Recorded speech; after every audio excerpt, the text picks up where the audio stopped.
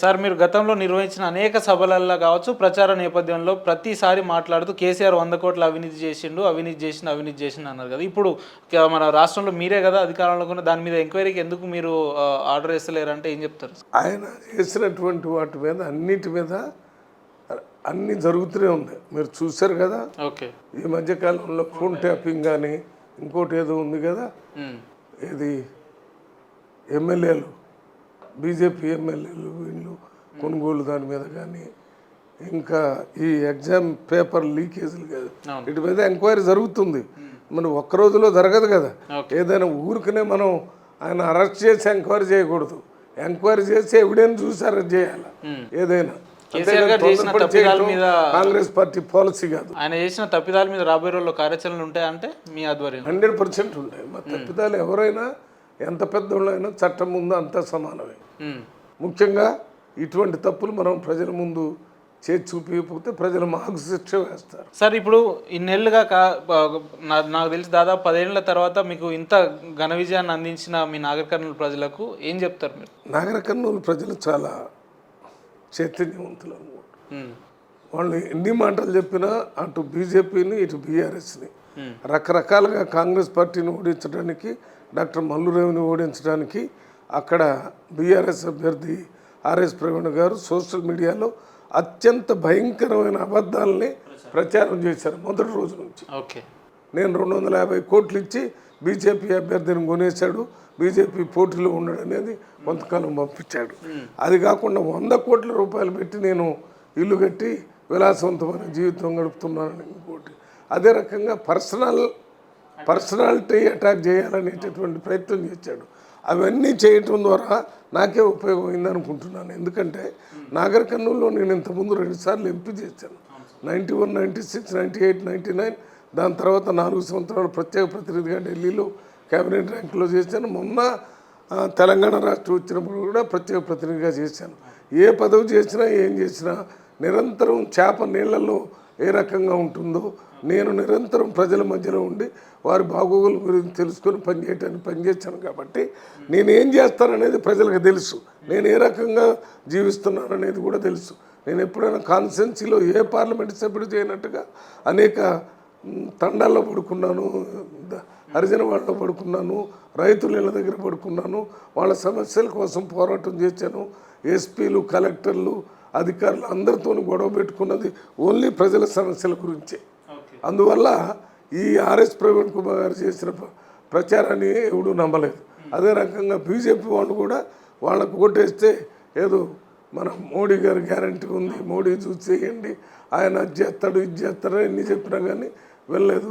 మల్లురవి ఎంపీగా అయితే మాకు అనుకూలంగా పనిచేస్తారని అన్ని వర్గాల ప్రజలు కూడా, పేదవాళ్ళు, ఎస్సీలు, ఎస్టీలు, బీసీలు, మైనార్టీలు, రైతులు, మహిళలు, యువకులు అందరూ కూడా ఆ రకంగా ఆలోచించారు. మనం సామాజిక మాధ్యమాల్లో 1,00,000 ఓట్ల మెజార్టీ సామాజిక మాధ్యమాల్లో మనం చూస్తున్నట్టు ఆర్ఎస్ ప్రవీణ్ కుమార్ గారు అంటే ఎస్సీ వర్గాల ప్రతినిధి అని చెప్పి, లేదంటే విద్యార్థుల్ని శిఖరాలు ఎక్కించిందని చెప్పి ఈ రకంగా మాట్లాడినప్పటికీ ఆయనని కాదని మల్లురవి గారిని పార్లమెంట్ సభ్యులుగా ఎన్నుకున్నారు స్థానిక ప్రజలు అని అంటే వారి దగ్గర ఉన్న ప్రత్యేకత ఏం సార్? ప్రజలు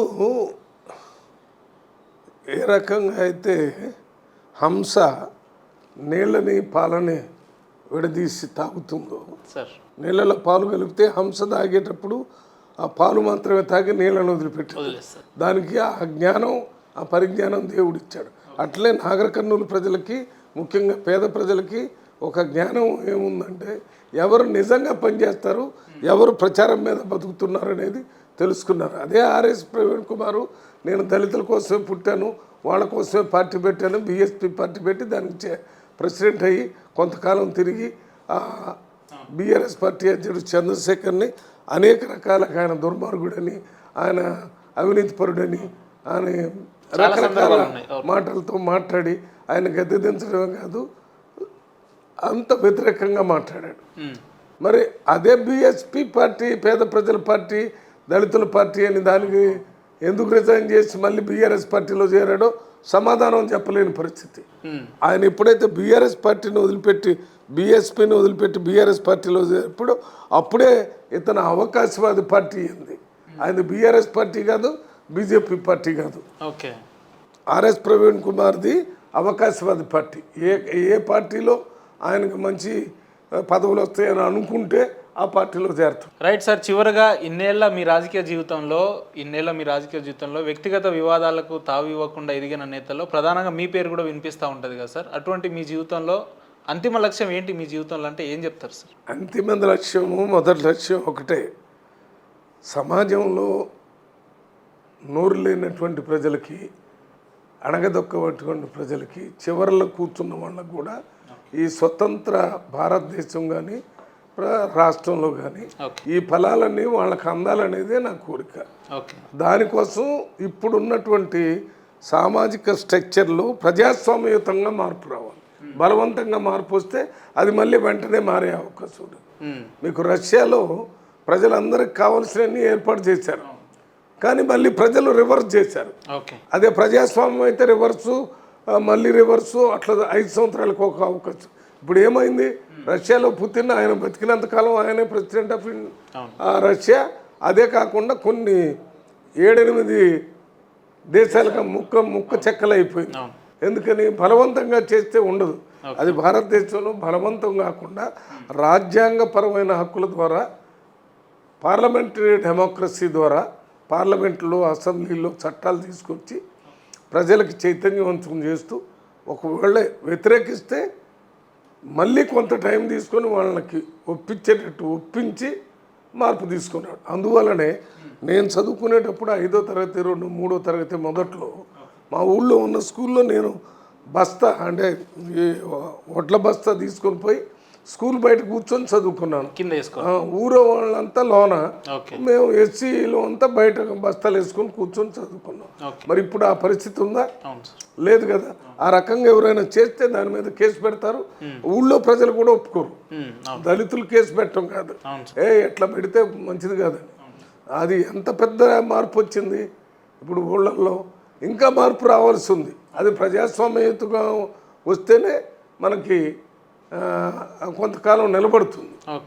లేకపోతే అది మధ్యలో మళ్ళీ మొదటి స్థానానికి పోతుంది. ఈ 5 ఏళ్ల కాలంలో ఎంపీగా ఉండే 5 ఏళ్ల కాలంలో అణగారిన వర్గాల పక్షాన్నే ఉంటారా రవణ గారు? అంటే ఏం చెప్తారు? నేను ప్రజలందరి తరఫున ఉంటాను. నేను అణగారిన ప్రజలకి పక్షపాతి. నేను పాండా పక్షపాతిలాగా పేద ప్రజల పక్షపాతిని, అట్లని వేరే ప్రజలకు వ్యతిరేకం కాదు. అందుకని ప్రజలందరి సమస్యలు పరిష్కారం చేయడానికే ఎంపీగా ఎన్నుకున్నారు. అందువల్లనే ముఖ్యంగా నన్ను ఎన్నుకున్నారు.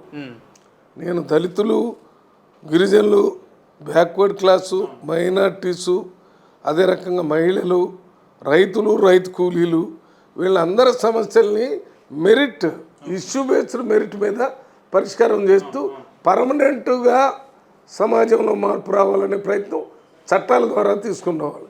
మీకు ఈ 100 రోజుల పని ఉంది కదా, ఈ 100 రోజుల పని తీసుకొని రావటం వల్ల పేద ప్రజలు వాళ్ళకి పని అక్కడ దొరకటమే కాకుండా వాళ్ళు అక్కడే ఉంటే వాళ్ళ ముసలి తల్లిదండ్రులు, వాళ్ళ చిన్న పిల్లలకు కూడా జాగ్రత్త చూసుకునే అవకాశం ఉంటుంది.